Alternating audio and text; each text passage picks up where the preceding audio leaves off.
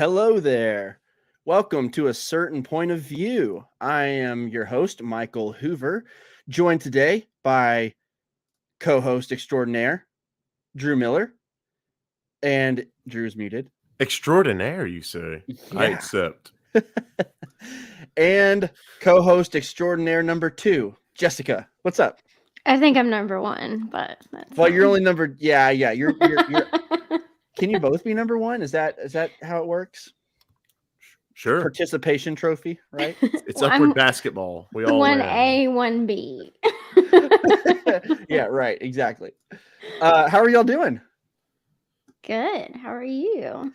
I'm okay. I'm like, my throat's been feeling weird today. Like I snored really bad yesterday, and I still feel it even now. Did Kendall give you the nudge?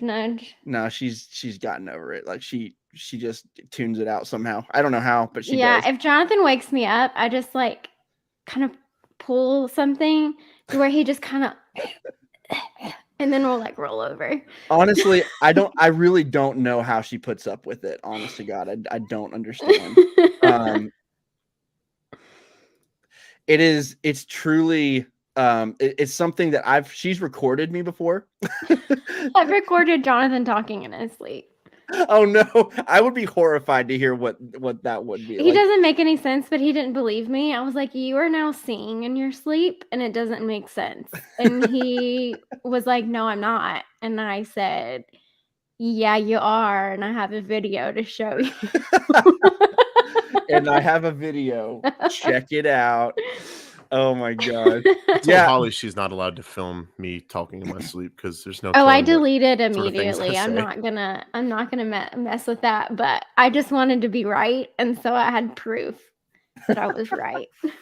Oh my gosh, it really is kind of horrifying though to think about. I don't know. You never know what you're gonna say in your sleep. It's just like. Oh, I guess I'm talking in my sleep, and I said something very inappropriate, I guess, the other night. You did? That's what I do, apparently. And I'm very threatening in my sleep and inappropriate. Jonathan was like, you said blank. You just rewatched Bridgerton. And I was like, that makes sense. I'll tell y'all later what I said. Okay, I was going to say, it must be something super, inappropriate. Yeah. I've only seen a little bit of Bridgerton, but I got the vibe. Not your show. Not my cup of tea, I don't think. Oh my gosh. Hey, okay, if you guys are in the chat, please let us know you're here. Welcome. We're going to be having a good time tonight. It's a pretty laid back podcast episode idea tonight. We are going to be talking about, look, Anthony's Daniel. Wow. Anthony Daniel's birthday was this past Monday. And so what we're going to do is we're going to talk about our favorite 3PO moments, our favorite moments from our favorite protocol droid. And so I'm very excited. Well, at least he's my favorite protocol droid. I don't know about you guys, but I'm very excited. It's going to be a lot of fun, super chill, laid back, but yeah, please chat. Let us know you're here and let us know your favorite 3PO moments. There's a bunch of them, some funny, some sassy, some sad, some most of them are just great though. So very excited to get going with this. But guys, before we get started, if you could please go follow us on our social media. We are on Twitter at certain_POV pod. We are on Instagram, and Jessica runs that at certain point of view pod. And we also have a Facebook group. It is a certain point of view discussion group on Facebook. Again, that's a great community that we have in there. You can go in, even if you have opinions that people disagree with, there's great, healthy dialogue in there, and it's really fun. No judgment. And if there is judgment, that person doesn't last very long in the group generally. So it's a great group, and we have a bunch of fun there. But hey, before we get started, tell me about have you guys had any any Star Wars adventures that you've had this week, or have you just been too busy? Or how? Let's start with Drew. Have you? I know you've been busy this week, but have you had anything remotely Star Wars related going on this week? Well, I always try to, because it works to help me. Whenever I'm painting in our workshop, I sometimes like to fire up some like Star Wars soundtracks, and it kind of makes the time go better. I showed Holly the trailer for the Lego Star Wars game, and she might let me get that. Who knows? Just kidding. I get what I want with video games. I get what I want. And then I was playing Forza, the racing game, and I always buy like the creepy like plumber van, like the panel van, and I downloaded an airbrush for it that's like a Star Wars mural when I'm driving around. So okay, there's that. Very nice, very nice. Yes. Oh, by the way, there's a certain person still blocked on YouTube. Dude, tell him to come in the lame way again. He is. He's on Facebook. Oh, I'm so glad. Oh my gosh. Oh, we're gonna figure it out, buddy. We're gonna figure it out. Oh, he DM'd me on Discord. Oh no, Drew. No, he DM'd Drew on Discord. I responded to him. Hey Jackson, dude, I'm so sorry. Look, I went back and looked again, and it says we don't have anyone blocked. So I don't know what's going on. I'm gonna have to get Curry to do this because I don't know how YouTube works. I'm a noob with that. So I'm genuinely sorry, dude. I'm glad you're here. As you can possibly be here. I'm very glad that you are. So, gosh, I really do feel bad about that. And we can promise no throat singing this week, I guess. Can we? I'm really sad that I missed that. Well, there was a lot of singing last week. Drew and I just hummed the crap out of some John Williams. It was wonderful. Jess, what about you? Any Star Wars journeys this week? I'm playing Kotar again on my phone. Shocker. That's great. And I'm so mad because I thought I figured out how to do one thing without like killing a bunch of people, and then I still messed it up and I had to kill them. Was it the diseased people in the Undercity of Taurus? No, I know how to do that one right. This is the Tusken Raiders. Oh yeah, that one's a lot of fun. Yeah. Again, I went to talk to the chieftain again and forgot my translator, and so they decided to attack me. So you always have to have HK with you because he's the best. I know, but I was going to give them something very nice, and I went to go talk, and then they were like, "Oh, you don't have your translator, so you're gonna die." And I was like, "Dang it! I almost had this whole game where I didn't kill them this time." Sorry, Michael. Meat bags. I will never remember any of this. Honestly, I really do want to play the game. I have it on the Switch. You're talking about KOTOR still, right? Mm-hmm. Yeah, I have it on the Switch. I just haven't. I have to psych myself up to start a new video game. I've just played it on my phone. I don't have like really. I don't want to play it on the phone. If I'm going to play it, I want to really go for it on a Switch or something because I don't know, the phone. Playing games on a phone, especially an iPhone with no buttons, it's just weird to me. It's always will I be. don't mind it. I'm old-fashioned. This one is fine. Like I tried to play some of the Star Wars like Lego games on the phone, and that is like so hard to do. Yeah. Jonathan will play them with his iPad, and I think that's because it's bigger, so maybe it's a little bit better. But I'm like, no, I'm gonna have to play the Lego ones on something else. It's just like hard. Yeah. Well, for me this week, I think my Star Wars adventure has been, I'm currently rewatching Rebels, and I have plowed through seasons 1, 2, and 3. I'm finding it really tough. I tweeted this the other day. I'm finding it, I'm slowing down as I'm in season 4 because I'm getting really close to that episode. And you know what I'm talking about if you've seen Rebels. Getting really close to that one, and I think I have to prepare myself. I'm genuinely like, I'm not ready for it. I have to prepare myself. So, but once we get there, oh my gosh, I'm excited. But other than that, y'all, I've been non-Star Wars related, that's the only Star Wars thing that I've done really this week. I have been binging The West Wing. It is Oh, I saw that on your Twitter. amazing. Yeah, it is incredible. I can't believe I've never seen The West Wing. Chat, have y'all seen The West Wing? What do y'all think about it if you've seen it? If you haven't seen it, go watch it. It is the best writing. This is going to be one of my favorite shows ever. I don't think I've seen it. It can't be better than King of the Hill. I don't even know how to respond to that. Listen, I haven't even seen much of King of the Hill, to be honest, but it's not. I can't even talk about the TV we're watching because we're constantly watching TV. Like if it's on right now, we are probably you guys, watching you text us you text the group and be like, have you guys seen this? Have you guys seen that?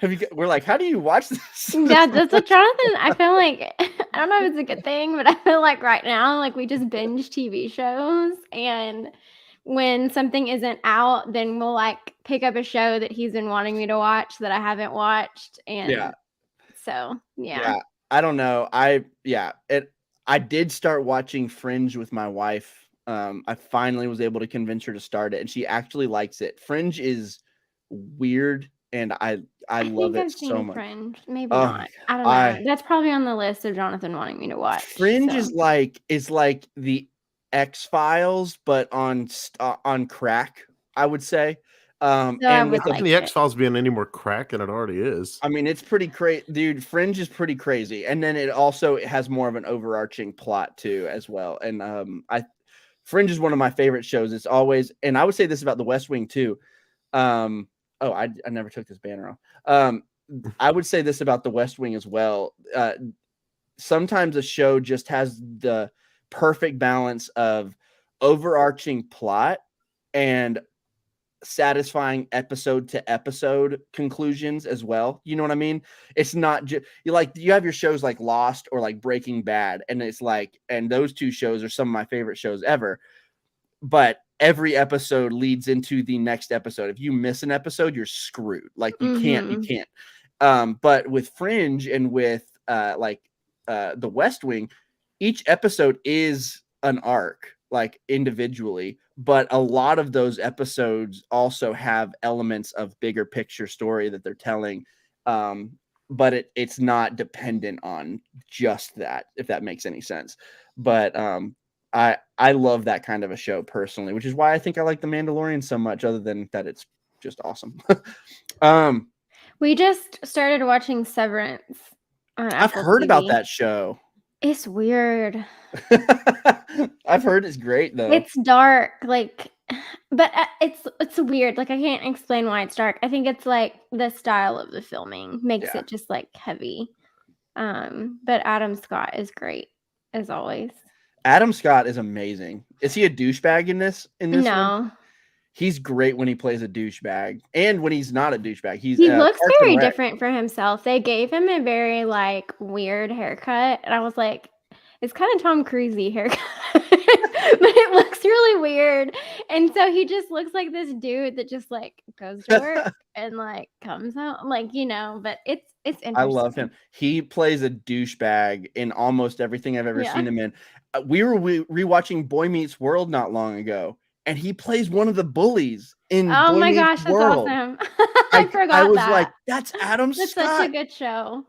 Boy Meets World holds up, y'all. It's so good. His best bully role is Step Brothers. He's that, and then he's also just rewatched Step Brothers. And then he's also, what's that Ben Stiller movie? That really weird, kind of. Well, Ben Stiller, this is his show. Severance is Ben Stiller's show. I think I did know that. Yeah, that's actually really interesting. He must like working with Adam Scott. It was the Walter Mitty. That one. He was just a complete jerk in that one as well. And then The Good Place. The Good Place. He's also in there. Yeah, The Good Place is. He plays a character named Trevor, and he's a demon basically. Yeah, we watched Kristen Bell's new show and binged it on Netflix in what's that 2 one? days. It's what is it called? The it's girl a really with the long dragon title. tattoo. No, it's the lady across the street from the girl in the window or something like that. It's the girl with the dragon tattoo. It's a really long name, but it was I really liked it. It kind of got cheesy at one point, and John was like, "Oh, I didn't think this was gonna be cheesy," but Uh, it's really good. I It's like a about good this cheesy lady. It's sometimes. like a murder mystery kind of like, Yeah. yeah. I'm a big murder mystery fan, so and I'm also You'll a big like it. It's I'm a cheesy huge and then Kristen also Bell fan. brutal. You're like, Okay. they just did that on Netflix. Okay. Yeah. I just started Schitt's Creek. Oh, you started it? What do you think? Yeah. What do you think? It's pretty good. It's not just like blowing my mind, but it's really good. Like No, I enjoy it. it But we're just in season 1, so yeah, Yeah, for it me, takes. for Yeah. me, it took a minute, although it didn't take long for me. But as the show goes on, the characters just become so endearing, and yeah. it's dude, it's so good. I I'm so love excited that you're watching that. It makes my too. heart happy. Now you get half of the gifts that Jessica and I send because they're Yeah. literally almost all from Schitt's Creek. All right, guys. So how tonight's going to work? I want to try this tonight. I would like to try. We're going to go through the chat really quick. We got a few to get through, but then I'm not going to revisit the chat until the very end. We're not going to stop in the middle and do that. I want to. We got to try and shorten our streams. We've been going 2.5 hours almost every week, and we can't be doing that. It's ridiculous. So I'm trying different ways to do it, so just be patient with us.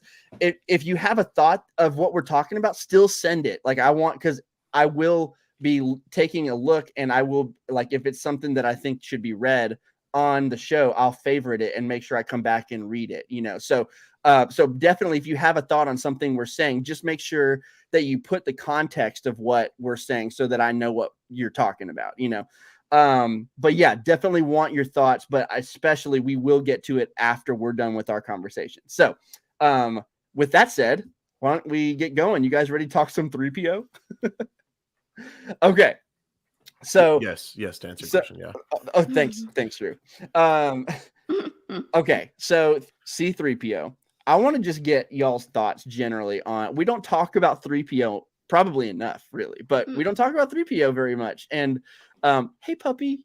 3PO is a character that for me, like, I think the easy choice for favorite droid of the two is R2. R2 is always there. He always saves the day.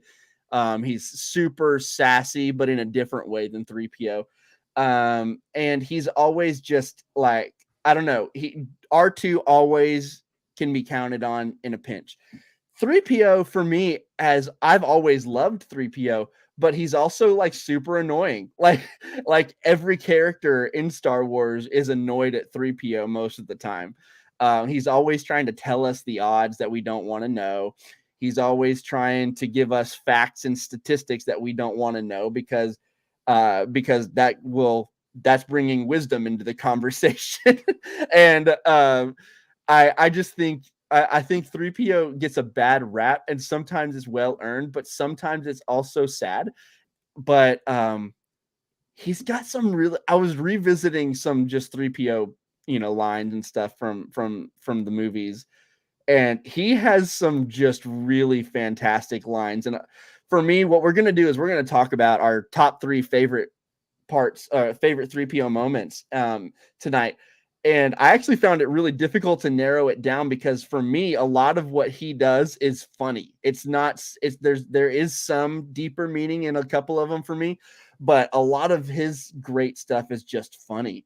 But I totally forgot we needed to go through the chat stuff really quick. But after we do that, I want to get to you guys. So Curry said, just popped in to say, hey, you guys are awesome. Love you all. Can't wait to be back on sometime soon. Yeah, Curry, unfortunately, he was going to be on tonight, but then he had to back out last minute. Man, life gets busy. Totally get it. Curry says, can't stay. He meant to stay. But 3PO is so lovable. Him feeling naked in the Force, the Phantom Menace. I keep doing that. Him feeling naked in the Phantom Menace.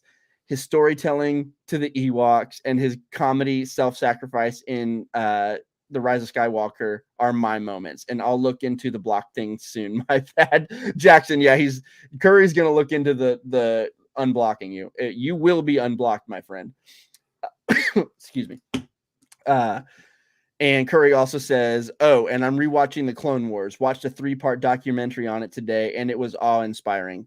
Curry, please put that in the chat. What is this documentary? Because I need it now.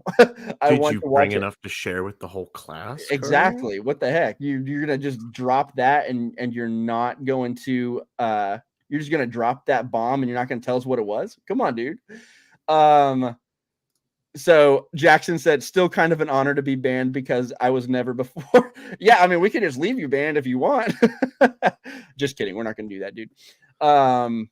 So let's see here.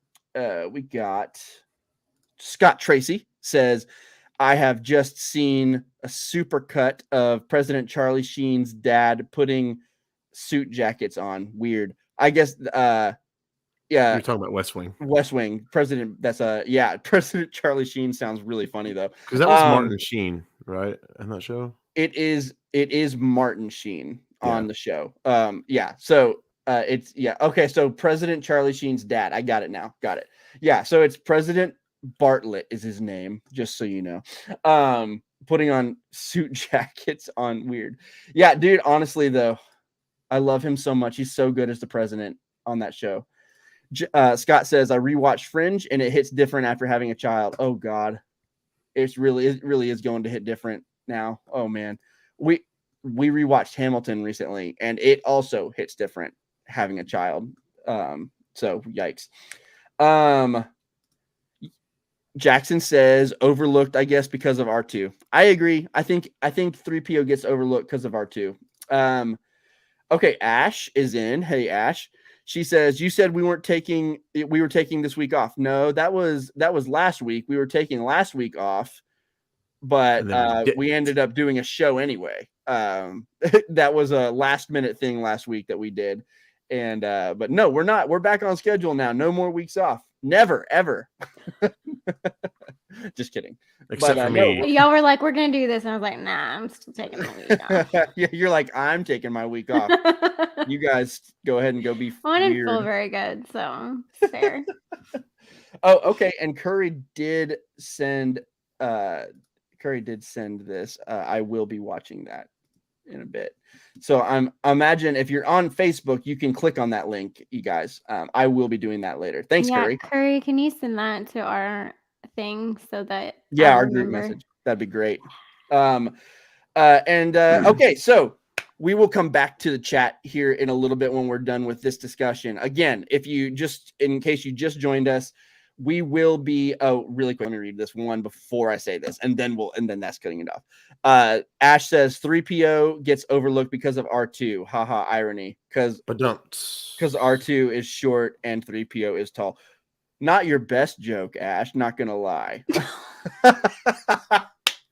I'm just kidding. That was good.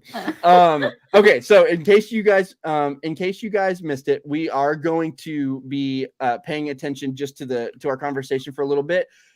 We will be coming back to the chat at the end. So please give any thoughts that you have, give the context of your thoughts so I know what you're talking about. And that way, once we come to the end of our discussion, I will be revisiting the chat and I will be watching it as well while we're talking. And I'll be just kind of marking the ones that I think we need to read out loud. So please leave your thoughts. We really want to interact with you, but we also want to try to make our streams a little bit shorter. I said my thing about 3PO. I love him, but I think he does get overlooked. I really do. But Drew, just general thoughts over your Star Wars loving career. What has been your opinion of 3PO? The 9 Skywalker Saga films are dedicated to generations of different people bullying C-3PO. And we sit here and we love it and enjoy it. I mean, but you really, are not wrong. He was bullied. I mean, not really bullied, but he dismembered multiple times. He was disrespected by random people. And he's just always been from the beginning. He was so incredible in A New Hope. And it continued in Empire, and it continued in Return of the Jedi. That's from, my top moments are nearly all from like the original trilogy for 3PO, nearly. And then it continued in the prequels. I mean, there was some goofy stuff with 3PO in the prequels. I'm sure we'll talk about that later. Me and Michael already talked about a certain 3PO moment that bugs me, but it's okay. It's For the record, gene- it does not bug me very much. I actually think it's hilarious. If And then it's anything in Attack of the Clones that is peak C-3PO, and I will fight you on I- it. I'll be the bad guy here. Listen, tonight. Josh feels the same way. I know Josh does too. I honestly love used to it. be there. The more that I watched the C-3PO stuff in that movie, I think every now and then it goes maybe a little too far. No, But not at all. the line specifically, Drew, go ahead and say it. What's that line that drives you absolutely crazy? This one for me is one of my favorites of his from that movie. Die, Jedi dogs. Oh, that's one of my favorites. I literally have it on here. I love it. You're not supposed to give that away yet. Well, I'll change it to another one. No, don't change it. What's so I great thought you were is gonna that this say can- I'm quite beside myself because I love that one too. that one I- too. I one like too that is- one. I like that one too. Oh, I love it. That whole sequence is like so funny. Like the child in me just dies laughing. I love it. The end of it's okay. Oh, just had the most peculiar dream. That's fine, but No, I it's love just it. so It's insane up peak- to that point. It's peak C-3PO, and I. But what I love Here about for it. 3PO is that his antics and the way he fits into, obviously he's one of the main characters, but the way he fits in with a new group of main characters every trilogy is just so incredible, and it continued so perfectly well into the sequels, even though he didn't show up until closer to the third act of The Force Awakens. We knew he was going to be there, and he was still incredible during his short time there. So I mean, there's some Clone Wars stuff that the droid arcs we can kind of not talk about, but anytime 3PO shows up, it's a good time. So he is clearly one of the most endearing of all the Star Wars characters, and big fan. I have his little Lego up here, but I don't want to reach up there and get him because it's inside the Millennium Falcon, and just it's really far. I don't know. It's really far. It's like I can touch it, like I'm touching the Falcon right now, but it's my chair rolled across the floor and make that horrible noise. So we'll just leave him in there. It's okay. That's fine. Totally fine. Jess, what about you? 3PO thoughts? I love 3PO. I think he's hilarious. I love that he's in all the movies but solo. And I enjoy his stuff in the Clone Wars too, the animation stuff. I don't know. He's just a funny, endearing character that I love his like smart ass comments. Yep. Yep.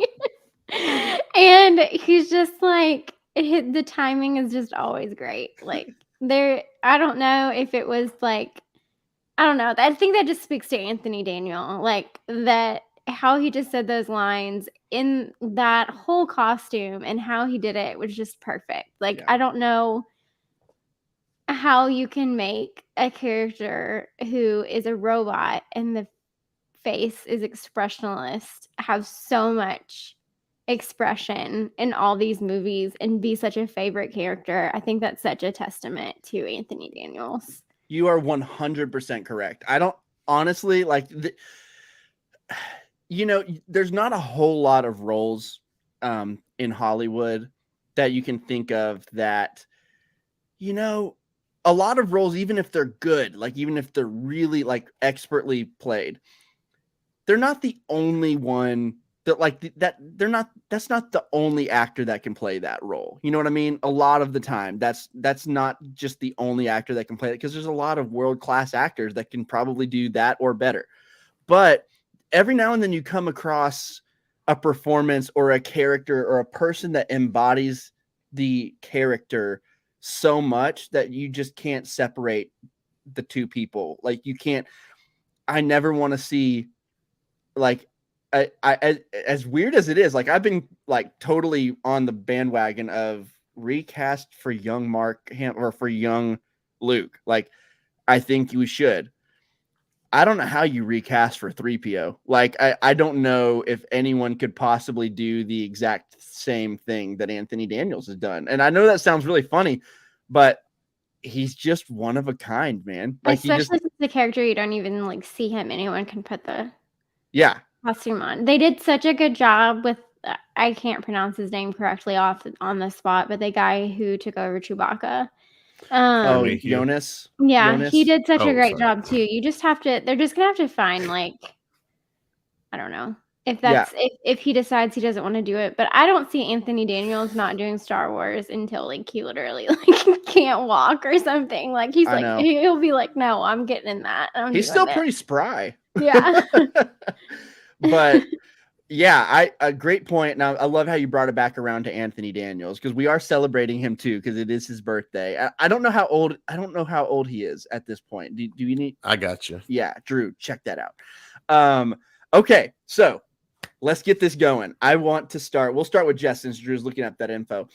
What is Jess? Okay, first of all, let's do this. We're gonna go number 3, number 2, and then we'll do honorable mentions and then number 1. Okay, a little suspense. So, Jess, what is your number 3 favorite moment from all of the 3PO moments in all of the movies and So- Clone Wars? If you want, So I don't know what I you didn't have. pick anything from Clone Wars. I just Okay. picked stuff from the 3 trilogies, and Okay. so I have one for like each one. Oh, great. Okay. And so I'll go with the This is your number sequel 3. quote right? as my number 3. I love it when he finally shows up and he says, "Goodness, Han Solo, it is I, C-3PO. You probably do not recognize me because of the red arm." I just love it so much. I'm so glad that you put that in there because that's one of my honorable mentions. I couldn't put it in my top 3, but Same. I just laughed so hard in the theater because like you don't see him and then he's there and he says that and it's just so perfect and it's like, dude, nobody's thinking about your red arm right now. Like nobody's even thinking about you right now. Like Han and Leia, let them have their moment. You always ruin their moments. This is like a thing. He's always in their moment and I just love it so much.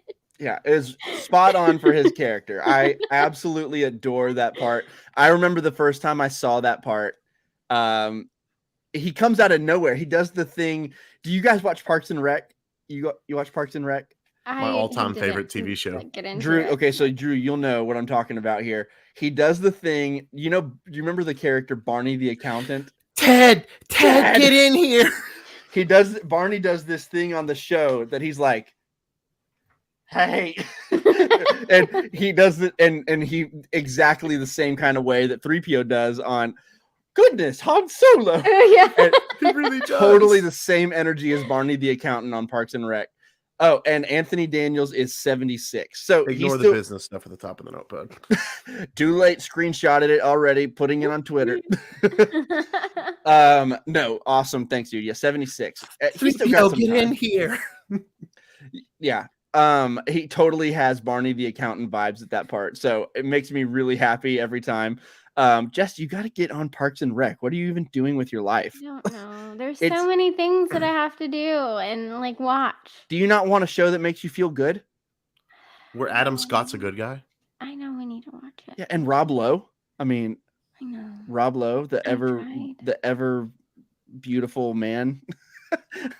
Parks and Rec. That Atkins, I guess. I don't know. That Atkins. Oh my gosh.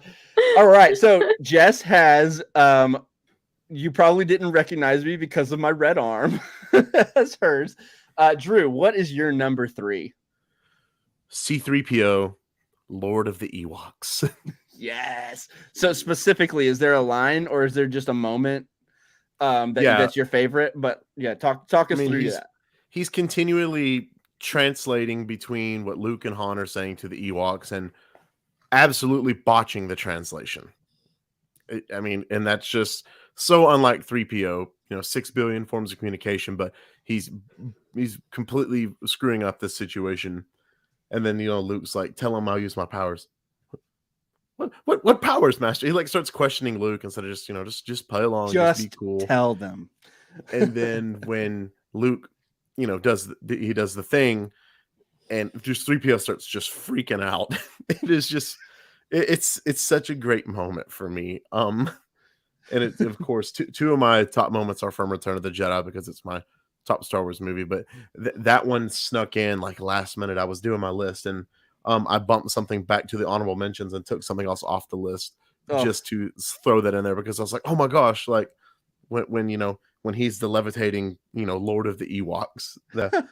But specifically, when Luke does it and he freaks out and he's still not playing along, and then we are now part of the tribe. That's, dude. I love that part too. Oh my gosh, yes. Honestly, I'll go ahead and spoil it too. You just named my other honorable mention. It was we are now part of the tribe. And I want to add on to the end of that. Yeah. Do. That whole music there, but I want to add to it the line after that Han says. So he's like, "Wonderful, we are now part of the tribe," and Han's like, "Just what I always wanted." And then just a few minutes after that, Han, ask him for a scout. Tell him we need supplies. Ask him this. Hurry up, would you? So good. Yeah, I love 3PO in that moment. So for me, my number 3 is actually from a movie that I don't love very much. It's from The Rise of Skywalker, but I've always said consistently that The Rise of Skywalker is probably 3PO's best movie. Like 3PO owns The Rise of Skywalker. And I don't mean that as a put down to the movie. I mean that as 3PO is that great in this movie. I think, and I do think JJ really gets 3PO. I don't know what it is, but like every time he shows up in The Force Awakens, and like we talked about Jessica's third favorite, the line there. And now this one, and there are so many in The Rise of Skywalker that are just wonderful and they're hilarious, and even moments that aren't lines, they're just like physical comedy that 3PO does.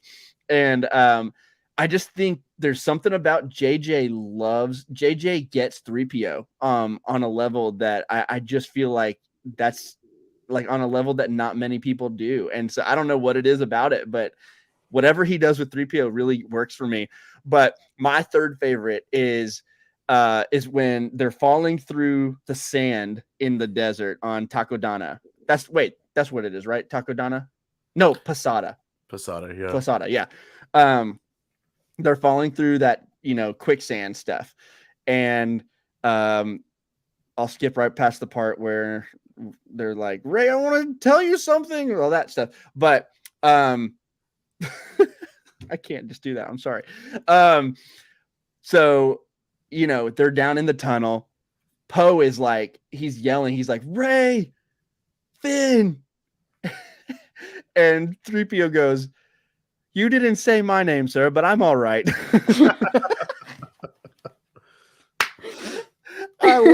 I laughed so hard every single time. He doesn't even give Poe that much time to say anything.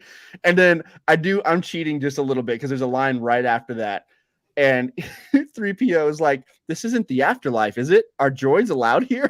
And I don't think I caught that before the last time I watched it. But man, I'm like, a lot of what 3PO is for me is just purely comedic genius from Anthony Daniels. So number 3 from The Rise of Skywalker, "You didn't say my name, sir, but I'm all right." Oh, so good. It really does bring joy to my heart. Like, honestly, when I think of The Rise of Skywalker, there's a lot of things that I have issues with, but I always think fondly on 3PO in that movie. It brings me very much joy. So, Jess, what is your number 2? Okay, I'm gonna go with In a New Hope.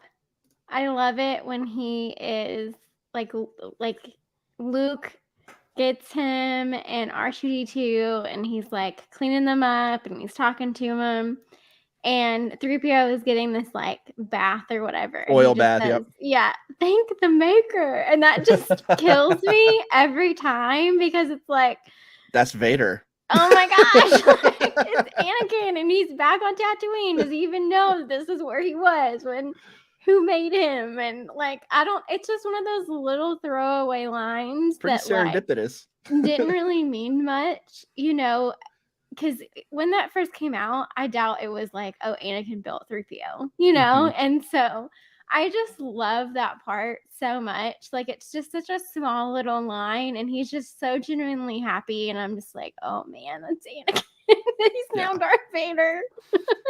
That's funny. I actually never really thought about it until you said that. I'm like, I wait, love it. I love that maker. line so much.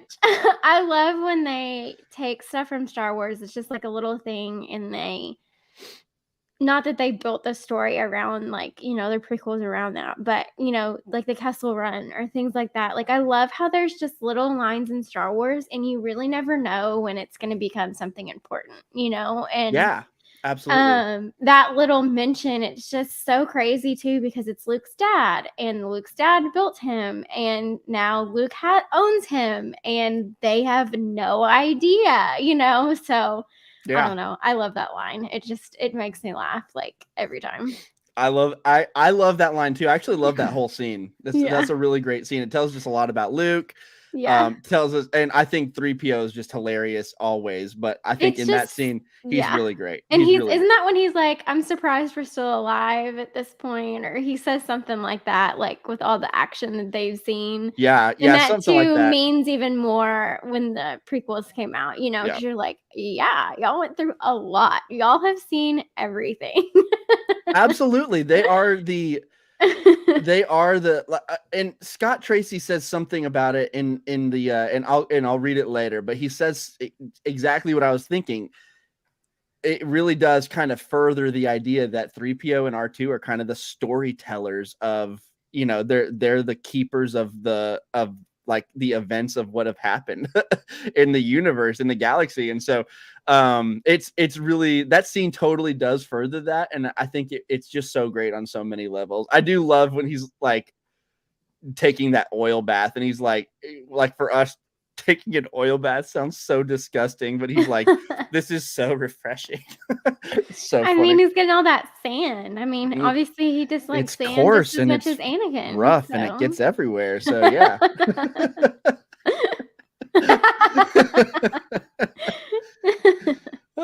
Drew's the official prequel hater tonight, even though he's not really. No.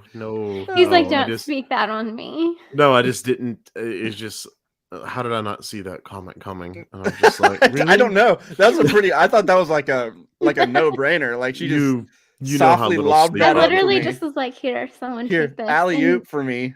I don't And know I how didn't even have my I don't like sand shirt on. You know how little sleep I'm running on right That's true. That's very true. Drew, what's your Oh. number 2, man? I thought about swapping it, but I just really couldn't. My number 2 for 3PO moment is the Jabba negotiation, Oh, okay. where him and R2 are That's presented to Jabba the Hutt, Yes. Oh, I'm so glad you're talking about this. and Luke has a plan. R2's in on the plan. And they kind of just send 3PO in there as the wild card and don't tell him anything because he was going to protest it and ruin the whole thing. Just once again, another just massive disrespect to 3PO is this scene. He's playing along. He's like, oh, we're going to give you as a gift to Jabba. R2, And then you're all of a playing the sudden- wrong message. He's playing the wrong message.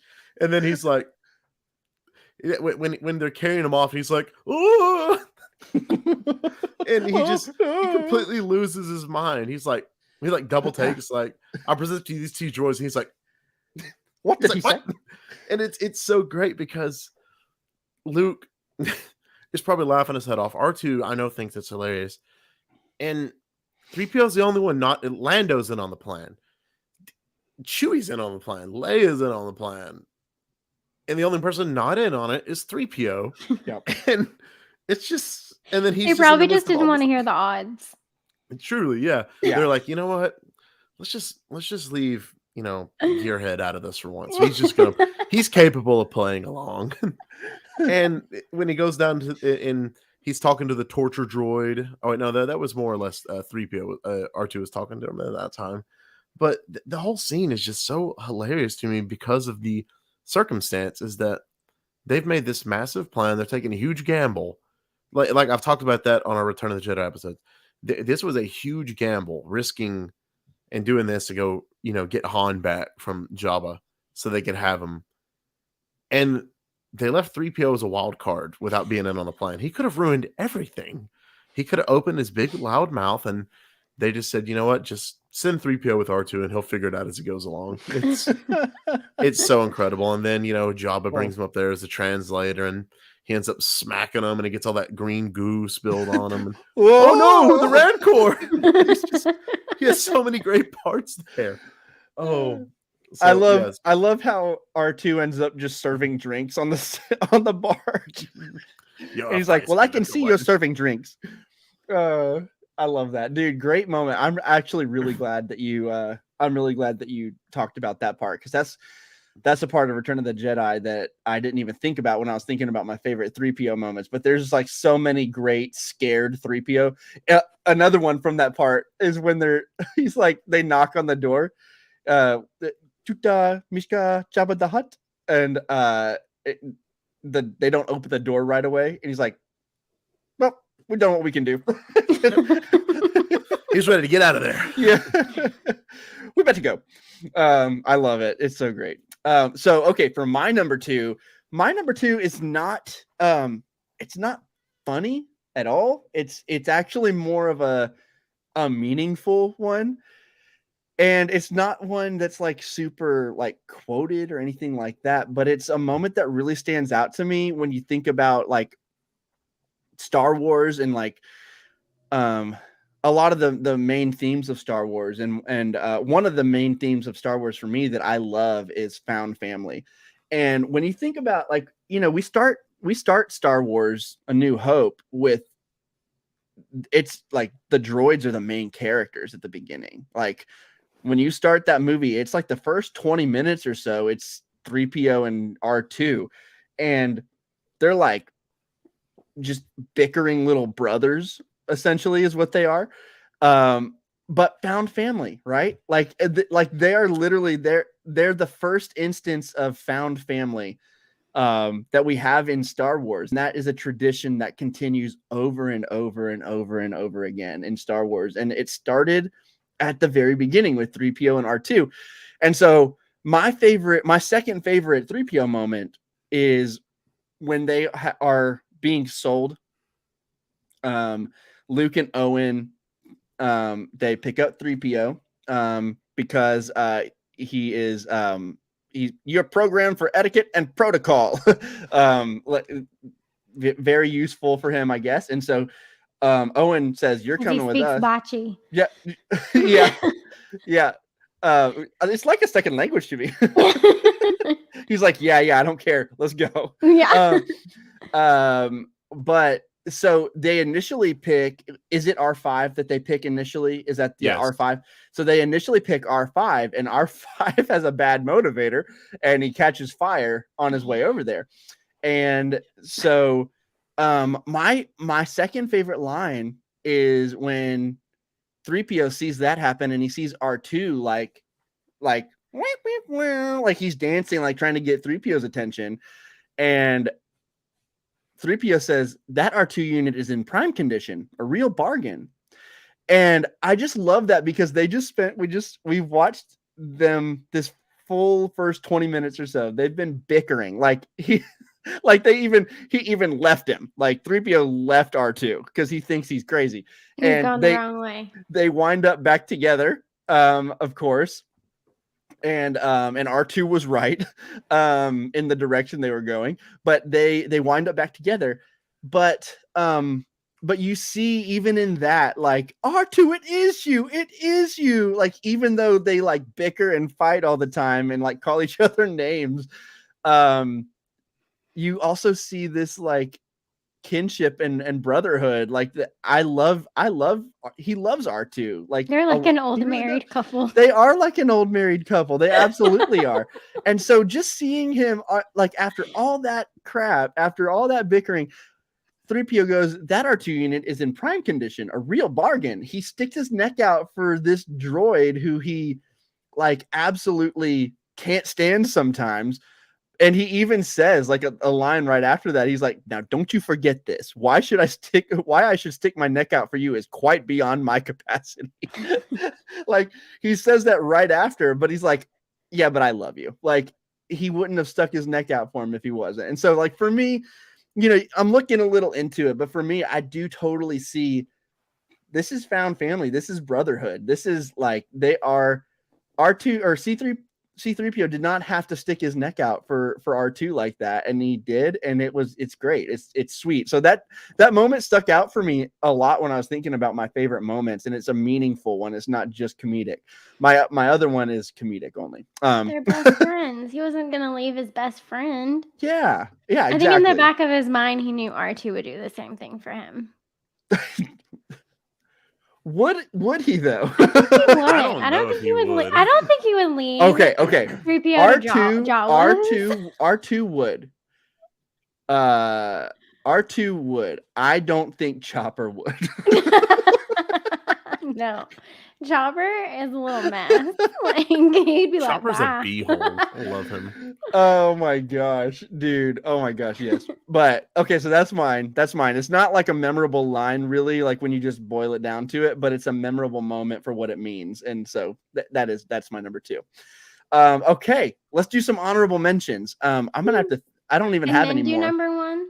Yeah, honorable mentions first, and then we'll go around and do honorable mentions, and then we'll go around again and do number 1s. So, and again, if you're in the live chat, leave your favorite, your top 3PO moments.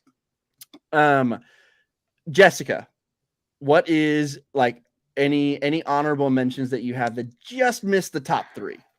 Honestly, in Rise of Skywalker, when they are going to have to delete his memory to get him to, speak the Sith. Oh, yeah. It's such a sad and sweet moment because, like, he's like, I'm not going to remember anybody, but I want to save my friends. And, like, him saying, they're like, what are you doing? And he's like, just taking one last look at my friends. I remember I was, like, crying the first time I saw it. They put that in the trailer, and I was like, what are they going to do to 3PO? I know. And it was, like... It was such a good moment. And, like, of course, R2, little buddy's got it backed up, like and he doesn't tell him, of course. That would just be something that R2 would do. Yeah. But it's just, I don't know. That's such a sweet moment. Just like, even in Star Wars, like droids get like a really hard time sometimes. And, to go from in A New Hope where they're like, we don't serve your kind here, to him willing to like forget everything to like save the Resistance is just so sweet. Like, even though he's like the butt of the joke sometimes, and like he comes in clutch. Like, he's always going to, like he's always going to help everybody, even if it's an accident. Like, he's still and that is definitely an honorable mention because I don't know. It's such a sweet part.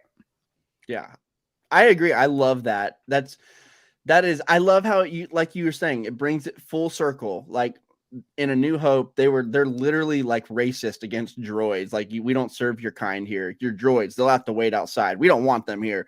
Like that's clearly reflecting some other sentiments that were shared around that time period. And well, a little earlier than that time period, but probably still in that time period. Yeah, and yeah, that's true. And so like and now to see him, like, he's willing to lay down his life for the Resistance and for humankind, who's always treated him so badly, and he calls them his friends. Beautiful moment. It really is. It's so one of the sweet. I'm so glad. I never would have thought that they would have put something like that in the movies, but I'm so glad that they did. It was something that I didn't expect at all. Mhm. But if you think about it and you go back through the stories, how many times R2-D2 or C-3PO or another droid like literally saves the day, it's so perfect in the storytelling of Star Wars. But it actually gets recognized, and I love that. Like, it's a recognized moment of the droids doing something, and I love it. I'm right there with you. That's a great moment. Drew, what about you? Any other honorable mentions? Yeah, I have 2, if that's okay. Oh yeah, go for it. And Jess, if you have any more, we'll come back to you. So I had didn't recognize me because of the red arm on there, but I swapped it with another, and that is when they're in Cloud City and he's been blown to pieces by a bunch of random Ugnaughts, and Chewie fixes him. Oh my gosh. And he puts his head on backwards, and 3PO yells at Chewbacca, and I was so mad at him. And then Chewie just shuts him off and shoves him in a backpack, and he's running around with him. And he's yelling at Chewie the whole time, I can't see anything. Turn around. Show me what's going on. Just when he's just in Chewie's backpack. I just love that part because I used to have an action figure of that. Where Chewie and like it was like 3PO in pieces, and you like put him in a little backpack and put him on Chewie's shoulder. It came together. It was so cool. I love that moment. But also, my parts are showing. Yes, because that's a good one. It's so good for the dynamic duo of R2 and 3PO. And so we had the original trilogy, and they're so good in that together. And then this was their first meeting in the because we knew that was going to happen. Like, okay, the prequels, which I love. We grew up with them. And I think my dad thought that part was hilarious in the theater. I'm pretty sure. It was like, we know their history together. And like, okay, this is the beginning of it. This is so cool. And the first thing R2 does is like, haha, you're naked, loser. I love that so much. My parts are showing. Oh, goodness. And then R2, I think, is just, laughing on the inside. So it's so good. So yeah, those are my two honorable mentions. They're two fantastic 3PO moments. Which the other one, it's kind of it's also a Chewbacca moment too, but it's also 3PO just, I've been blown to pieces, and now a Wookiee's putting me back together, and it's wrong, and I'm freaking out, and I don't know what to do with my hands. It's just a great 3PO moment, dude. Yes, great moments. Jess, did you have any more that we didn't get to? I love the episode in Clone Wars where Padme is doing the that dinner, and she sends R2 and C-3PO to get that fruit. And R2 just kind of like goes and gets a bath and like does his thing, and I forgot about that. Yeah. I think that's one of the episodes I skipped, honestly. Huh? I think that's one of the droid episodes. Oh, I love it. It's so good. I can't remember. It's such a cute episode. It's just so fun, to see them on one of their like little adventures. That's a fun episode. I also love when when Chewie goes to get him and is trying to put him back together, and he's like all mad because he can't see or his head's backward, like all of that, his complaining. I'm like, the Wookiee is trying to the Wookiee is trying to put stupid lump. Yeah. I'm like, he is trying to save you. Stop being so mean. He has so many great lines in that little moment.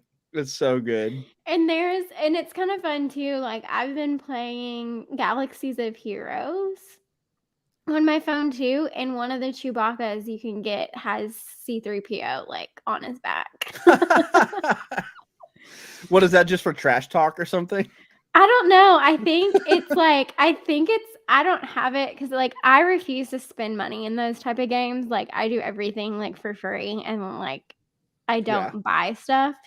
And so I'm sure it's a character, like it's probably hard to get if you don't buy it. But I think he does help like give like intelligence or something. Yeah, I'm sure at some to point. Chewie to like with the moves. It's like a strategy kind of like turn game. So it's fun. But yeah. Man, I love it. Okay, so for me, I already brought up how Drew's was wonderful. We are now part of the tribe. That was one of my honorable mentions. I love that moment. And then you probably didn't recognize me because of the red arm was another one for me. But my other honorable mention that I have down, is is in A New Hope. After R2 plays the message, but the message stops at a certain point, and he was like, wait, where'd it go? And Luke has to go, I guess, eat dinner and drink some blue milk. And so R2 and 3PO are having a discussion when Luke leaves, and C-3PO says, just you reconsider playing that message for him. R2 makes a bunch of noises, talks to him. He says, no, I don't think he likes you at all. And R2's like, 3PO goes, no, I don't like you either. That's a great moment. It's so good. It's so good. It's so sassy and so like mean, but like again, just that like just just recently he stuck his neck out for him. He did not have to do that, and then now he's just like, no, I don't like you. So great. Okay, let's do it. Our number ones. Jess, what is your number one favorite C-3PO moment? Sorry, Drew, but my favorite is the Battle of Geonosis. Everything in there. I just love it. It's so corny and so cheesy, and nobody else could get away with those lines except him. And I am so here for it. And it's peak C-3PO. You cannot argue with me. I love it.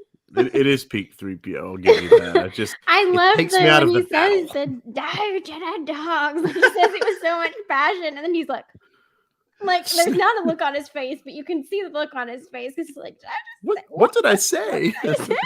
Like the shock, and then I'm quite beside myself. I'm I love quite it. beside myself. Oh, this is such a drag. Oh, he really does. There's so many But puns. it's like such a tense moment, and I think like especially as like a kid seeing it, that humor lightens it to where you need it to be, and that back part of the movie is like really depressing. Yeah. And so like even though it's cheesy, I think it's perfect. And I love the timing, and it's just, like honestly in my mind, I can like, even though Obi-Wan's not paying attention, but like in headcanon, I just see like Obi-Wan hearing him and rolling his eyes like, are you kidding me? Yeah. It wouldn't be so bad. Okay, so the arena part's not bad, but the full CGI like human-looking 3PO in the droid factory was like weird to me, I guess. So I don't know, it's nitpicking, but yeah, I think you, it's better. Drew, because I love everything else about the movie. Why do you hate Star Wars? Like, I'm what not are a you real even fan? What are you even doing here? Like, if you don't no, like, Michael, if you we're don't, fake fans. Remember, we can't question him. yeah. I mean, here's the thing, Drew. If you don't like everything in Star Wars, why don't you just go somewhere else? You should pick a different fandom. Dude, we have gotten into it with some really funky people this past week. Yeah, that was a Star Wars journey.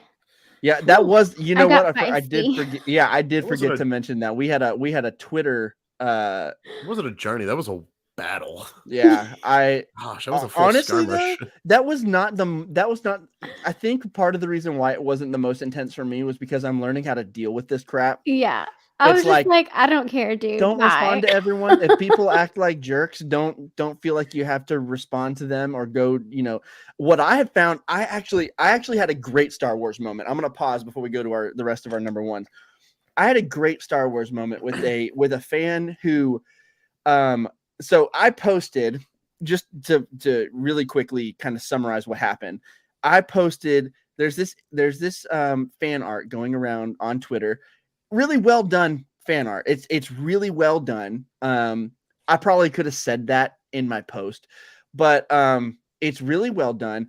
But it kind of conveys an idea that I really dislike, and I feel like, and I know I haven't played this game, but I know about some things that happen in The Force Unleashed, and that's what it's from, right? The Force Unleashed. You will summon Curry to the comments. Right now. Well, but like. I hate the idea that like now people just want Jedi like Obi-Wan Kenobi or like Luke Skywalker. They just want Jedi to like pull Star Destroyers out of the sky. Like I feel like that's like ultimate power for a Jedi for some people. And it's for me, it's not what the Jedi are about. It's like not even close to what a Jedi should be trying to do to me. Like I don't think that it's not the Jedi way at all. And also to me, like I just don't find it that interesting, like at all. I just think it's kind of ridiculous. Even in Star Wars, that's ridiculous to me. And so it's very video game for me. Cool for Magneto, not cool for Jedi Knights. Yeah, and yeah, except Rey absolutely did something pretty badass like that, but she's a Mary Sue. It's fine. What did she do like that? Well, she stopped that ship. Well, she stopped a ship from leaving. Ahsoka did it too. I just think it's really but cool. she didn't pull a Star Destroyer down from I'm the just sky. saying we got close things to that, and people complain about it. Is what I'm trying to say. Yeah, that's what I'm trying to say. It's not the character they wanted to do it. True. Ooh, yeah. Burn. That is true. Very true. Very true. I can't argue with that. Absolutely. I'm with you on the Mary Sue stuff. It's ridiculous. But anyway, I just don't like the idea that it conveys like now people are wanting Obi-Wan to do that in the show coming up. And that's the last thing that I want to happen in the show. I told someone that I was talking to, I was like, I would rather see Obi-Wan be a one-man show, and it's literally just him being sad like for the entire show than see him pull down a Star Destroyer out of the sky. I would rather see that. But I know I'm weird, but it just doesn't work with it. Like the logistics of it and the time frame. Like if he's hiding and he's trying to stay away, even if he could do that, he's not going to be pulling a Star Destroyer out of the sky. He's trying to be hiding. He's hiding. So it doesn't work. I don't like what it conveys. And I posted on, and I stand by what I posted. I probably could have worded it better. But I did post it, and it is our biggest tweet officially ever. Rosario Dawson liked it. Rosario Dawson somehow liked it, and I don't know how that happened, but it ended up getting over 1,000 likes, and then I got a bunch of people in there that did not like it, or did not like what I said, and there was a girl that this is the good part of it though. There was a girl who commented, and she really resented the fact that what she thought was the fact that I mentioned basically that this is what they wanted from Luke in The Last Jedi. Now all the dude bros are going to be pissed off if this doesn't happen in Obi-Wan or something like that. I said it a little better than that, but basically this person thought that I was saying, if you don't like The Last Jedi, then you're a dude bro. And that's not what I said at all. It's not what I meant at all. But she has gotten a lot of hate from Last Jedi fans because she didn't like it, and she did not like the portrayal of Luke. And we ended up having this discussion. She texted back really mad, or she, commented back really mad, like, oh, I really hate that just because we don't like it, we're now dude bros, like blah, blah, blah, all that stuff. And I was like, I didn't say that. You are free to dislike The Last Jedi. I disagree with that, but I respect your opinion. If you don't like The Last Jedi, that's fine. And she came back and was like, I'm sorry. I must have misunderstood your post. I'm just so used to, honestly, I'm just used to getting like a lot of hate for not liking The Last Jedi. And I was like, I totally understand. But like from the other side, I get a lot of hate because I love The Last Jedi. And we actually had this great interaction back and forth for several minutes. She follows us now and I follow her. Like it was this like really cool thing where it was like, if you actually talk to people like they're human beings, they'll probably do the same to you. Now, if they still don't, then don't worry about it. And if they tell you to eat poop, then they're not nice people, because that happened at least twice. But I thought that was a really cool experience. I was like, see, like, and that's happened. I had to contain myself with that person. I had to contain myself. I was like, I'm about to be kicked off this podcast if I say some of the things I want to say to this person right now. Oh, one of the things you did say was really great. Yeah. You were just like, bye, bitch. So good. I love it so much. But okay, so let's get back to it. I just thought I'm glad that y'all brought up like that's totally a Star Wars adventure that we had this week, and I actually there was a really good part to it, and I wanted to talk about that. Yeah, there was some really good discussion in the thread. There actually was. What I really like is when we're not gonna like everything. And yes, there's going to be people that quote unquote, like they know more facts about Star Wars, or they have technically been around longer. So they have been a fan for a longer period of time. And one guy say, "I've got 3 years on you, bro." Yeah, and it's like, okay, cool. Like, that doesn't mean that I don't love it, like, Doesn't mean I'm a anything. girl in the fandom. You know how hard it is to be a girl in the Mhm. fandom? It's freaking hard. I hid that I love Star Wars most of my life because I didn't wanna get made fun of for it. And I hate so that. to see, like, younger girls, like, have podcasts and be influencers and stuff for Star Wars just blows my mind because it's something that if I was younger, like, it wouldn't have been cool, and not Mhm. that it mattered if it was cool or not, but I mean, I already had some strikes against me. I mean, I was homeschooled.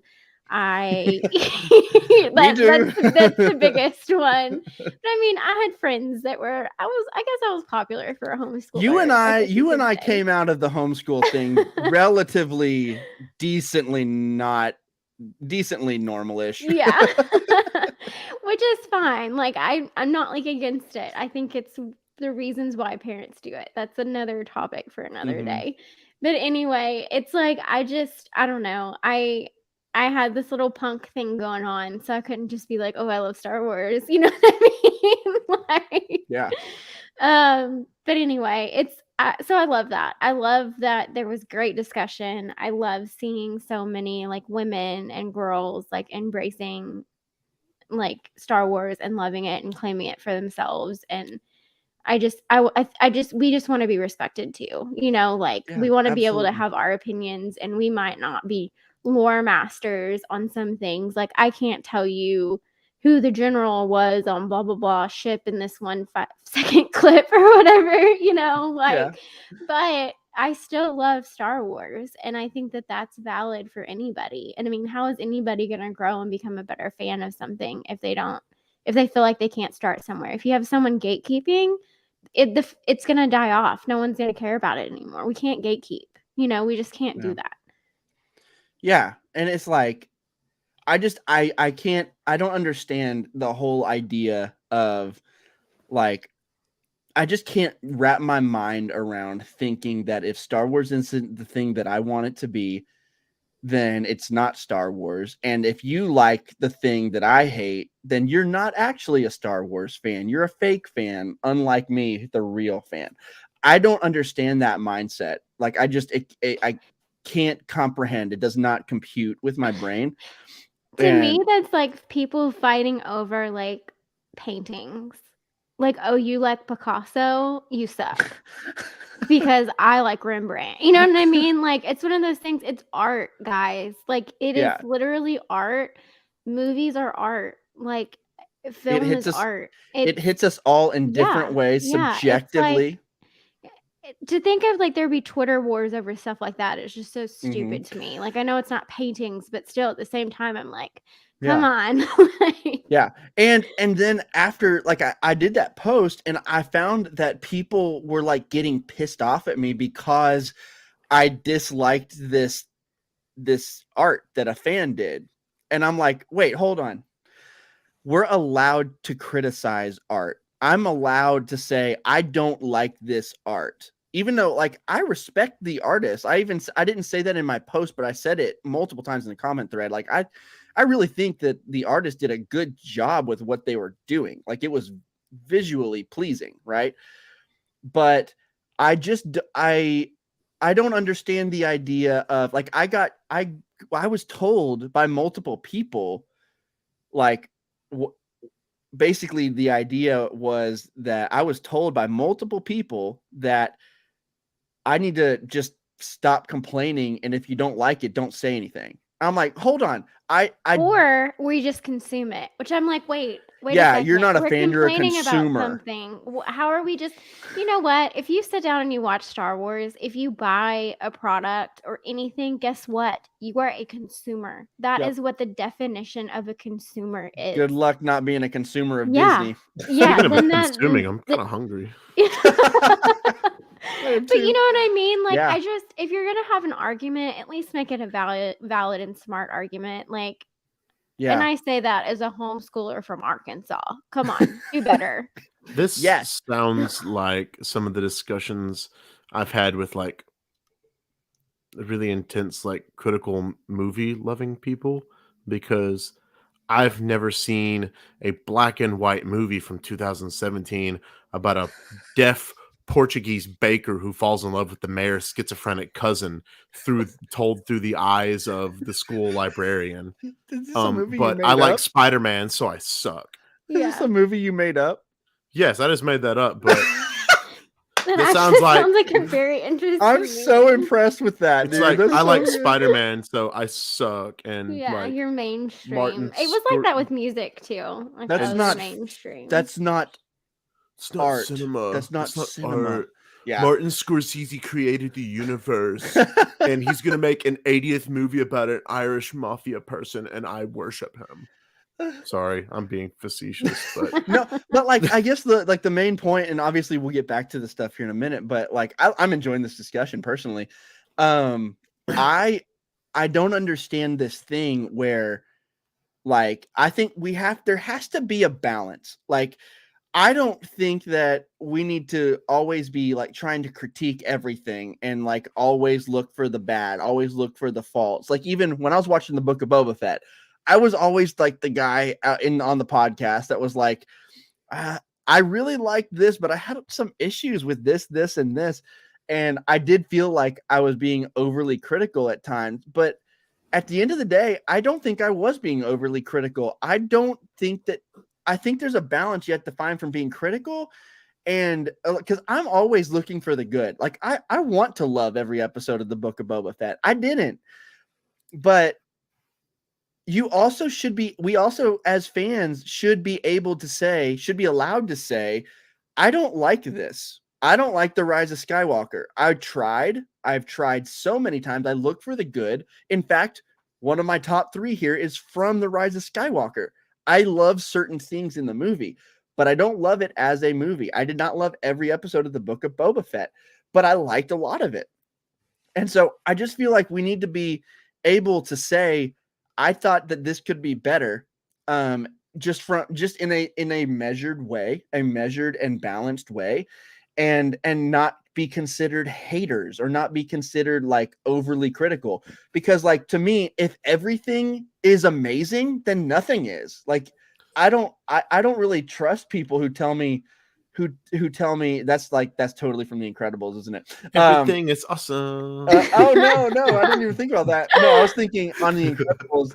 On The Incredibles, they say, and if everyone is special, no one will be. And it totally is similar to here. Like, well, and it's like I had a different reaction when I saw that fan art than you did. My mind didn't even go there. My mind just went, oh my gosh, it's a visualization of Obi-Wan like facing all of his demons, Yeah. And so that's how I saw it, but I can totally see how you saw it. But we're I not see how you saw fighting that. about it on Twitter. We had a conversation and I was like, I get it. I get what you're saying. I don't see it, but that's how art is. It's different. Absolutely. It hits. We just have to, and we'll close this section of the episode with this. I do think that we just all need to come to a place where it's okay if people don't like things. It's okay if people like things. You like what you like, and let other people like what they like, even if you don't like that. Just leave people alone. Like, let people enjoy what they love. Who are you to tell anyone how high their status as a fan is because of something they like or dislike? It's really a ridiculous thing, and it has to stop. And so I think that's where we'll get back into the the rankings here. By the way, y'all, what I'm going to do with that was like, I don't know, almost 20 minutes, I think. I'm 17 or so. Yeah. I'm going to cut that little section and put it as a little bonus episode kind of, and release it like the day after or something, just to kind of have that. I want that discussion there, but I don't want to interrupt the top 3 thing with it. So that's what I'm going to do with that. I'm currently thinking up more crazy art movies in my mind too to send to our little chat later. Dude, I'm seriously impressed by what you just said. That was like, I know. I was like, man, I missed this movie. Oh, is he making this up? Just, you're not going to want to see my next one out of stuff. All right. No, so I agree with all of it. we can't be too critical and then you don't enjoy the things that you love. Yeah. But at the same time, we should also be allowed to be critical. Just be Yes. measured. Just be measured, right? Just not Right? too much. We should, yeah, we should And be be it's able. like- consistent in your criticisms. This is Yeah. kind of how I look at it. I was a music major in college, dropped it to a minor, and then completely dropped it because I was like, all I hear is mistakes when I listen to things. And music is everything to me, and I love music. And I don't want to be sitting somewhere at a performance and go, oh my gosh, that was a half a step off, or that was flat, or that, like, I couldn't enjoy it anymore. Mm-hmm. And so I just was like, I'm not doing this. Like, I didn't realize you did that, Jess, because Yeah, I did. I started as a music major as well, and then I dropped it to a minor, and then I dropped it completely because I wanted to still love music at the Yeah, end. exactly. That is I was- hysterical. I had no idea that you did that. Yeah, That's why I I don't was go to like theme going to parks. things and I was like, all I can hear is the problems, and I don't, because this is beautiful and I want to be able to experience it. And Yeah. like, it's good to critique things and it's good to grow and know where you can change, but at the same time, you don't want to ruin that love by being so critical of something. Yeah. And I think for me, I'm just trying to learn how, like, you can't lie to yourself. Like for me, There's a balance. I was trying to find all the things that I liked about the book of Boba Fett, but there were just things that you can't lie to yourself about. Like I can't lie and say, I loved it, and then talk about all these things that I had issues with, because I had real issues with things. So I think you have to be able to, what I'm trying to get better at is knowing what I dislike about something and being able to critique it in a way that is measured and that is not super, like, it's not super obnoxious and snobby, right? So I'm trying to get Snobby, I'm trying- snooty. this episode of Boba Fett was not cinema, and I'm trying to just improve on how I communicate that stuff. But I'll be the snooty person. I'll be the making fun of snooty people. You can be classy. I'll make fun of the snoots.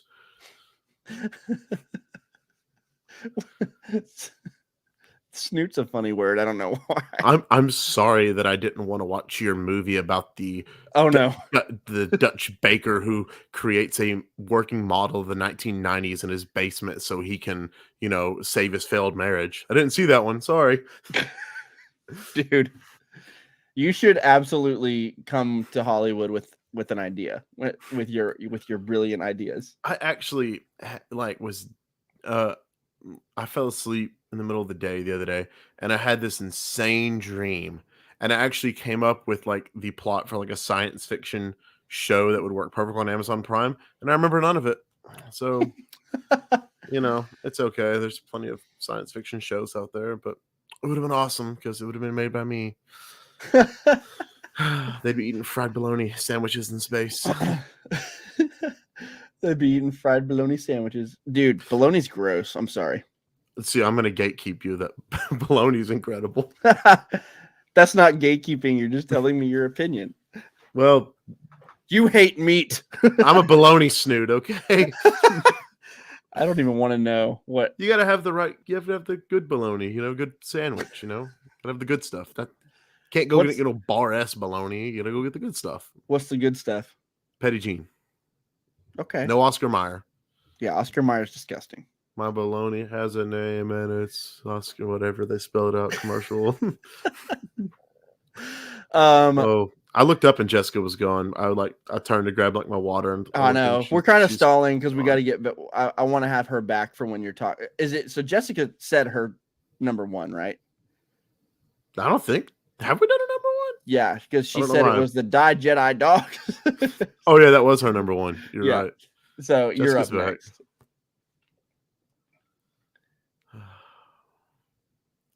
Hi, Jessica. She's back. Hey, Jess. Hi. So we're talking about baloney. Yeah, we were like, oh no, now I have to stall. Sorry. No, you're good. Totally get it. I'm like out of breath. I just ran up and down our stairs. What? I said I'm out of breath because I ran up and down our stairs. Well, I won't make you talk for a second. You can catch your breath. Let's get back to what we're actually talking about. So we've got your number one, Jess. Now, Drew, I would love to hear what your number one is. Go. Shutting up, sir. Yes. It's where is that? What movie is that that's from? A New Hope, when all the droids are out in line in front of the Sandcrawler, and the Jawas are, pimping out their goods here. They're slinging, they're calling people in, everything like that. And 3PO's just really telling Owen way more than Owen asked. He's like, "You can speak Bachi, oh, it's second language, and 6 billion, and I can do binary and this." And he's like, okay, shut up. I'm shutting up, sir. Stop talking. That to me has just always been the top 3PO moment. Like when you told me to make my list, I had to like write everything else over to the side, but I went ahead and penciled that in as number one because I knew it was going to be the top moment. Because 3PO has been such a loudmouth and rude to R2 and back talking and stuff like that. And then Owen Lars tells him to shut up one time, and that was their only interaction ever. Dude. Also, because not long after that is when R2 ran away and 3PO is just kind of hanging out in the garage, and then they come back and Owen's dead. So that's 3PO's only memory of that guy was, well, other than when Attack of the Clones, I guess. I just messed up there. But still, that's like his main and only memory of that guy is he told him to shut up, and then he buys him, and then he dies like the next day. So fun there. But I love how so many of our favorite 3PO moments take place within like 5 minutes of A New Hope. Like within they really do. 5 minutes of each other in that movie. That whole first 20-25 minutes of that movie is so 3PO wonderful. Yes. Love it, dude. That's great. Okay, so my number one. This one is one that honestly, to this day, ever since I was a kid, to this day, as a 32-year-old man, I get a belly. This gets a belly laugh from me every time, and I can't not laugh at it. So, so Luke, Leia, and Han are in the and Chewie are in the trash compactor in A New Hope. And they're like their last hope of survival is that R2 and 3PO hear their cries for help and help them. And of course they're like hiding from, the stormtroopers and all that stuff. And they're like, I saw them go that way. And they're like doing all this stuff up there. And they're like, 3PO. And 3PO finally picks up the microphone. He's like, we've had some problems. And they're like, you have to turn it off. You have to turn off the trash compactor. And 3PO tells R2, shut them down. Shut them all down. Hurry. Shut down all the garbage mashers out of the kitchen. Yeah, exactly. But my favorite part is they do it. They save them. And they're like, yes! Ah! And 3PO's like, listen to them. They're dying, R2. Curse my metal body. I wasn't fast enough. Dude, I love that part. I swear, every single time, because you hear them screaming like they're dying in the background. The comedic timing of that whole thing is just so brilliant. He's just like, listen to them. They're dying, R2. Oh man, that is hands down my favorite 3PO moment of all time, and it always will be. I don't know if anything can ever pass it. That's a great one. That should have been in my honorable mention. I'm so mad it didn't come to mind. Because all I can think about is when you hear them screaming, I'm pretty sure it's only Harrison Ford you hear. You can't hear anybody else. It's just Harrison Ford you hear screaming. Because I feel like I hear Luke too, but maybe not. Well, then you watch Empire Strikes Back, and when Han's being tortured, it's like the exact same sound. True. Yeah, that's true. It's totally a Han scream. But that one, I knew as soon as I started listing these that one's going to be my number one. It was just a matter of where do I put the others. And so that's my number one. Awesome. Listen to them. They're dying. Oh, so good. Okay, guys. So that's our rankings. That's our top 3PO moments. Say that 3 times fast. Yeah, top 3 3PO moments. Top 3 3PO moments. Top 3 3PO moments. Sounds like 3PO when he's like when Chewie's trying to put them back together. Okay, so anyway, let's do this. Let's go to the chat and see. We don't have a ton of interaction right now, but we do have a few things I would like to read. We got one Let's from go to Scott the comment section for clues. Actually, would one of y'all mind reading these? I favorited them. Can you see that they're favorited? Yeah. Can you see that they're starred? Mm-hmm. Can one of you read them? My throat's kind of starting to hurt, honestly. Sure. I'm I not always kidding. volunteered to read during class. Drew, you do that. No, I did. I like reading and I hearing don't like myself reading out talk. loud. I had to get I over it. hate reading out loud. I don't like how my voice sounds recorded. Same. Like, I don't like listening to myself I talking used to or not listen singing, to which it is all the time. wonderful that I'm doing a podcast. Now I listen to myself all the time. I know. And I'm No. like, oh, I sound like this. For me, it was. That's not what you sound like. You I stop it. do. I Exactly what you sound like sound this. I'm a little chipmunk. Oh my god. No. So for me, it was always more just like I'm terrified of reading in front of people because I don't want to stutter. I was always like I knew I was going to stutter when I was reading in front of people. So it gets to the point sometimes where if I know that I could be called upon, I feel like hiding under the table. Like I do not want to be chosen. I do not want to be chosen. I do not want to be chosen. I'm not the You chosen are the one. chosen one. No, I'm not. But you are. Your midi-chlorian count is too high. You can read. You can read. All I can think of is Zoolander right now. You can read minds. Oh, I was thinking for the kids that don't read good. That's what I was thinking. Yes. The Tarek Zoolander. What is Center this for kids who can't read good and want to learn to do other things good too? What is this? A center for ants? Needs to be at least twice this big. Twice this size. Oh You heard the man. That movie. It's I'm so gonna watch good. Zoolander My right cheeks now. hurt. Mine too, actually. I've been like just nonstop smiling. Drew, would you mind go ahead and start reading the ones that I marked? Yeah, totally. And if you have others you want to read. Totally. So Scott, his first one kind of like was like he said it in the second one, so I'll just read his second one. He says, I love how they play with 3PO as the storyteller for the trilogies. Original trilogy, he goes from being not more than an interpreter to reciting the adventures to the Ewoks. The events of the prequel trilogy were a mystery but to the fans for so long, and 3PO happens to have all of his memories wiped out at the end of Revenge of the Sith. As for the sequel trilogy, we have had so many recuts of the original trilogy and lost to the expanded universe / Legends era, moving into the Disney canon, and in The Rise of Skywalker, we learn his memories are backups from R2-D2, which are unreliable. So, like for me, I like the idea of the unreliable narrator because it's like even the historians of this franchise don't remember everything just right, which is the historian being 3PO. His narrating is unreliable in itself. So if something, this is why I don't care too much, and I understand why people do, but if there's something that changes from the Kanan comic to the beginning of the Bad Batch episode, do you remember that? The first Bad Batch episode where Kanan is there. Yeah, they're a little they loose. changed that. They changed that little thing in the comics, but the broad strokes are the same.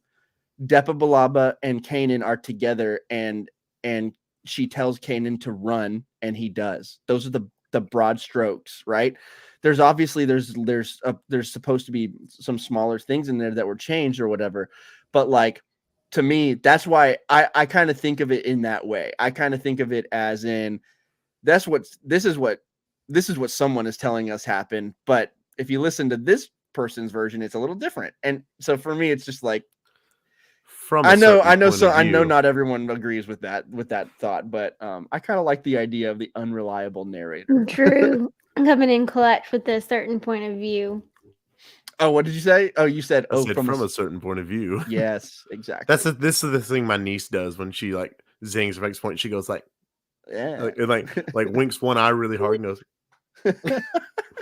Oh man. So is Facebook user, is is that Jackson? Because up here it wasn't, but I looked over on Facebook and it's that Jackson is the one that typed that typed these out. So Jackson, I don't know why you're showing up as Facebook user to us now, but you weren't earlier, but you are. These are your messages. I can see it from on the Facebook thing. Facebook user Jackson says, I thought he was going to die. And that was when we were talking about in the Rise of Skywalker trailer when he says, I'm taking one last look at my friends. Mm-hmm. And then he says also in the Lego Star Wars games, you can pay the extras to have Chewbacca carry 3PO around on his back. That's what Jessica was saying. Yep. Yeah. Yeah, it was a different game, but that's awesome that they have it. Oh yeah, that's right. That is that's a Lego game. You were talking about. I was talking about Galaxy of Heroes. Galaxy of Heroes. Yeah. Yeah. The next the new Lego Star Wars games comes out soon, and it looks really fun. It does. I've actually seen a trailer for that. It does look really fun. You can get it on your Switch. I might actually play that one. Yeah. And then another Facebook user said, you don't like bologna, and this one guy ate 106 slices in 5 minutes. That's child's play. Again, that's Jackson.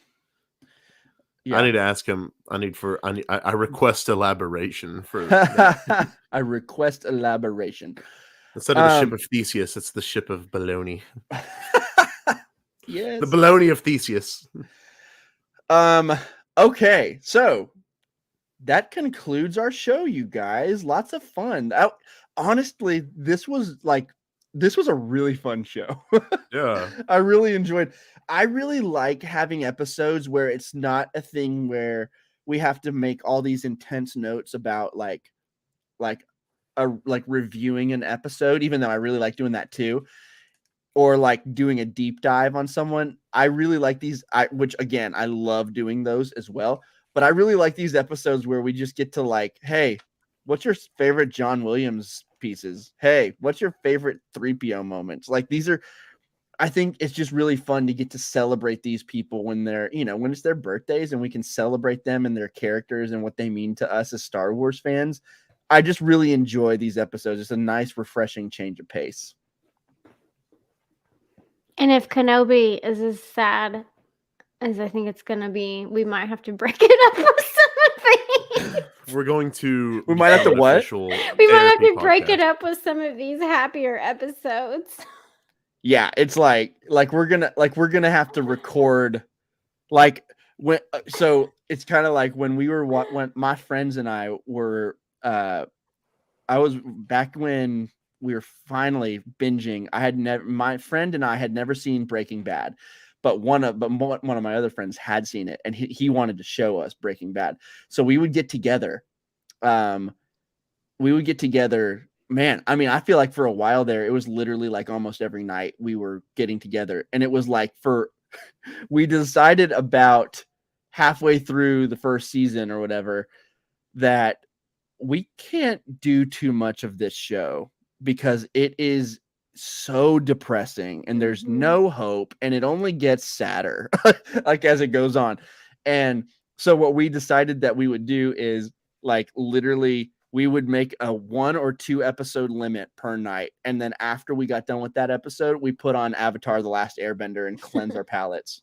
And that worked. So yeah, Jessica, like you're saying. So like for me, I wonder if like, I don't know how we would do it. I don't know. We'll have to see how the first episode is.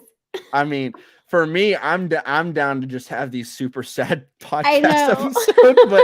But then like, do we also like, can we record a bonus episode every week that's just us like just goofing around too? Because we're gonna need our spirits lifted. Maybe we might. But man, oh my gosh, I am. It's like part 1 of the episode. Talk about the episode. Part 2 of the episode. I'd be open to that actually. End it with something light. Yeah, I would be down for that idea actually, if we need to. But yeah, we'll see how it goes. All right, guys, thank you so much for joining us. Thanks for joining us live in the chat. We really love having you guys here, and Jessica, Drew, thank you so much for coming on tonight. This was a blast as always. Next week, I'm still trying to figure out what we're gonna do, but next week, Curry is coming in from North Carolina. He's coming to Arkansas just to hang out with us. And so we're actually going to do something in person together. I don't know what it looks like yet. We need to talk about it. Met Curry in person? What? None of us have met Curry in person. None of right? us have ever met Curry in person. He's He's only an a internet friend. stranger. He's an online friend, and we're meeting him in person. What if it's not actually him? What if? Oh my what gosh! If what if he's lore seeker? What if he's? I'm 1 for 1 on Curry meeting is internet lore strangers. seeker. Wait, Drew, what? Sorry, lore seeker. We know you're not Curry. We just have to keep going with the joke. No, me and Lore Seeker were internet strangers, and we met in person. And That's true. Had an incredible lunch at a Mexican restaurant. That sounds good right now. Man, I really loved having Lore Seeker on the show, but I'm also kind of bummed that we can't continue the joke. I really miss the Drew is Lore Seeker joke. It just obviously doesn't work anymore. I don't know. That deep fake can be really good. I don't know if it can shave like 100 and something pounds, but yeah, it's pretty convincing. Oh, please. Whatever. All right, guys. So anyway, so we're going to do something like some sort of, I don't know if we're doing a live stream next week. I don't know, but we're all going to be in the same room, whatever we're going to be doing. And so I'm really pumped about it. It's going to be fun. And I'm also thinking about, we'll talk about this. I'm also thinking about doing a bonus episode where we talk about the Batman. And I know we don't usually talk about non-Star Wars things, but me and Curry and Drew and Josh are all going to see the Batman. And I invited Jess. She couldn't come. But yeah, I've got to drive down to them. Yeah, Bentonville's a bit of a drive. So totally get it. But... I mean, it's like 2.5 hours. I'm so used to it though, because of like college. But you're going to see us the next day. I made the drive all the time in college, so. Well, so what? I mean, what are you doing? You're just making yourself look way worse. That's true. I don't know. I'm just kidding. But we may do something that night for that. I don't know. I don't know what that looks like yet either. But yeah. So guys, thanks for joining us. I'm excited about whatever's going to happen next week. It's going to be a lot of fun. And again, like I said earlier, subscribe to the podcast on all of the major podcast platforms. Subscribe to our YouTube channel, which we do actually have a YouTube channel, and make sure you go join our Facebook group, follow us on Twitter, follow us on Instagram. And Jackson, I guess this is Jackson, says good show. Thanks, Jackson. Appreciate it, man. And we are going to get you unblocked, my friend. Don't you worry. We're going to make it happen. Curry's going to do it. So guys, thank you so much for joining in. Wow. I'm going to say that again. Guys, thank you so much for joining us. And until next time, may the force be with you always.